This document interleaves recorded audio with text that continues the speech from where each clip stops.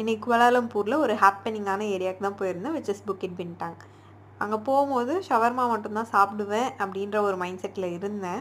எல்லா கடையும் வேடிக்கை பார்த்துட்டு போயிட்டுருக்கும்போது இந்த கிராப் மட்டும் என்னை டெம்ப் பண்ணி கடை வாசலில் நிற்க வச்சிட்டான்.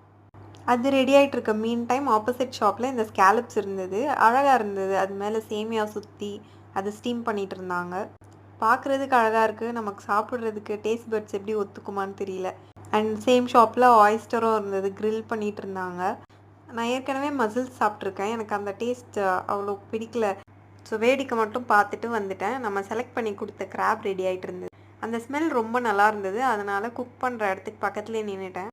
அண்ட் நான் இந்த கடையில் பார்த்த ஒரு அழகு என்னென்னா, 3 ரேசஸுமே இருந்தாங்க, இந்தியன், சைனீஸ் அண்ட் மலேசியன். அது ஒரு மாதிரி பார்க்க க்யூட்டாக இருந்தது.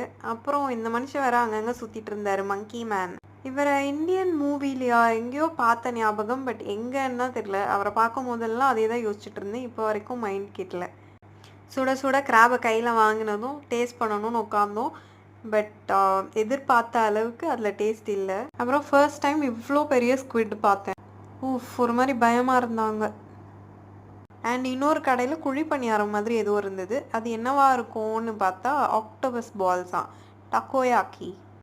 இதுதான் அந்த டக்கோயாக்கி. சரி, இன்னொரு நாள் வருவோம் போயிட்டு அப்படின்னு கிளம்பியாச்சு. போகிற வழியில் இந்த க்யூட் நூடுல் போலை பார்த்தேன், அழகாக இருக்குல்ல, எனக்கு பிடிச்சிருந்தது இதை வேடிக்கை பார்க்க.